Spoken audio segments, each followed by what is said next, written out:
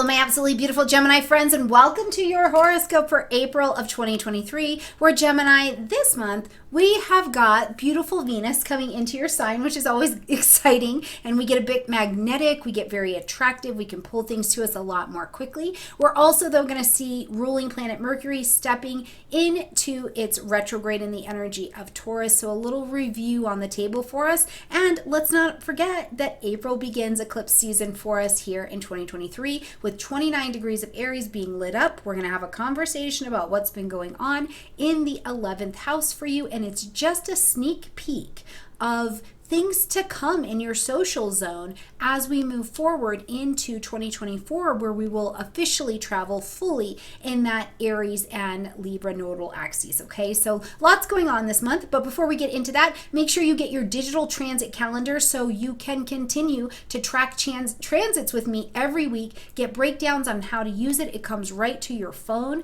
and that's from our friends at the Wise Skies Collective. The link is in the description box down below. You've also still got an opportunity to grab your spring and your summer specials that I put out at the beginning of every season. I put one out.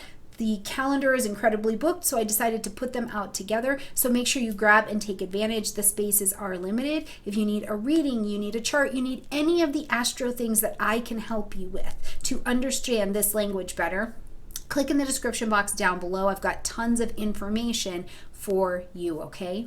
All right, Gemini, let's see what's going on this month. Now, first of all, at the beginning of the month on the 3rd, we're going to see ruling planet Mercury move into the energy of Taurus. Okay, so your ruling planet is moving into this space that's a little bit slower, not only because it's the nature of Taurus energy, right? But also it moves into your 12th house space. So we're really going over things from the past, things that are in the hidden sector, things going on behind the scenes. So what are you working on, planning behind the scenes? Are you working with spiritual things? Maybe it is Mercury energy. Are you teaching spiritual things or talking about them? You know, could you be making decisions on things from your past, things about your money, your finances, relationships that need to be ended, they need to be brought to culmination, or they need to have an adjustment. Now, one of the other things I do want to say is that this is a great time whenever Mercury is in the 12th house to trust your dream life,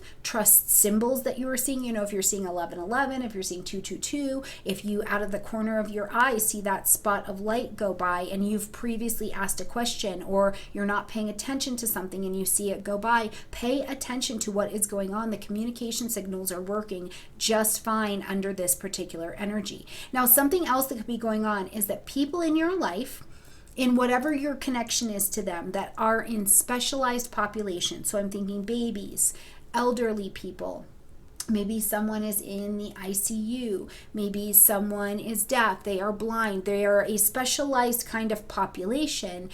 They've got an addiction, something like that. You could be having more interaction or conversation in this realm. And if it's you that you're in that specialized population, this is a great energy for a surrender. What does that need to look like in your life? What needs to happen? How can you be of service to someone else to help them find their surrender if you have a similar story in some way? So great things to be thinking about from the 12th house realm, okay? Now, when we get to the 6th, we are going to see the full moon happening in Libra at 16 degrees. And I have to point this out. We're having yet another 16-degree lunar event. Since November 8th, we've been talking about things happening at 16 degrees, 16 degrees, 16 degrees, okay? So again, you've got another 16-degree lit up in your chart, but the full moon is asking you to end something, acknowledge something, or we need to make like a course correction or an adjustment to what is going on. In the energy of Libra, it lights up your 5th house space in the general, okay? So this is about joy, it's about pleasure, it's about play. What has your relationship been with these things over this last year? What's your relationship gonna be with these things over this next month? Are you planning a trip? Are you bringing pleasure? Are you bringing play and sensuality and balance and partnership into your life? I also think that it is a great energy, even though we're talking about endings. Even though I'm saying beginning and we're talking about endings, one of the things that could be ending is loneliness. Right? This is a great moon where if you've been feeling a little by yourself or out there on your own, to end that and have it brought to culmination. Now for our other friends, this is the 5th house is about, children. We've got children in there, conception, adoption, step parents. All of this energy can kind of be in that 5th house zone. So they could have something ending, needing to be acknowledged, or there's an adjustment that needs to be made in that area, okay? On the 11th, we see Venus move into the energy of Gemini. So now Venus is here attracting in, pulling in beauty. You literally, in your first house, you become magnetized. Like what you want is looking for you as well. You become easier to be received. So when someone's talking to you or you have to deliver information, even if it's hard, you are like received in a different way. But it's also a time where really you're an intellectual sign, right? You're an air sign. You live in the head. It's of the mind. But things of intellectual quality are really, really attractive to you right now. So I wouldn't be surprised, Gemini, if you're not taking yourself on a trip, if you're not planning a trip, if you're not learning, or you're having lots of conversation and it just feels juicy and delicious. Are you creating something, writing something, studying something, doing interviews? Like what are you doing out there that has really brought this delicious conversation piece back into your life, okay? On the 20th, we are going to have a new moon solar eclipse, and this one is at 29 degrees of Aries. So at a very important critical degree, it's very advanced, and there's a lot of wisdom that is packed into this particular eclipse. Now, this is our new moon for the month, and I want to point that out. So keep that in mind, okay? That we're planting our seeds of intention under this particular moon. Okay, and Mars, the ruling planet of this moon, is fully out of its retrograde cycle now. So what you're planting your seeds of intention to begin, to pioneer, to usher, to move forward, especially in your 11th house, which is friends, social groups, social media, your online presence, some way that you want to be known in the public, an organization maybe that you are connected to. This is a great time to pioneer any new changes that you would like to see in your life. You maybe are even taking the lead. You're leading a group. You're teaching something, right? But the ruling planet Mars, being out of its retrograde cycle, is really ready to move forward and to take on the challenge of illuminating whatever it is that you want to plant your seeds of intention to begin. But I encourage you to remember that you are building this, you are starting this, you are trusting your instinct, right? Your fire energy. This is a fire moon. Trust that instinct. You're building from a place of wisdom, right? It's not just rash, brash, blind impulsiveness. At 29 degrees, there is some knowing that has been within you for a time that you feel like you can begin to usher that thing forward. Now, just a little bit later on the 20th, just after that, we actually see the sun move into the energy of Taurus. So we're going to light up Taurus season, which lights up your 2nd house. Okay, lights up your 12th house space. So it's very much so this vibration that we were looking at as Mercury moved into this Taurus energy of, with the sun here, it's bringing light, heat, life, and vitality. So you are motivated for something that has value, that is delicious, has longevity to it, something that is sustainable. Something I think about with this energy being here and with you being available with that Venus energy to be so busy is this passive income? Are you spending money on something and you're building it behind the scenes?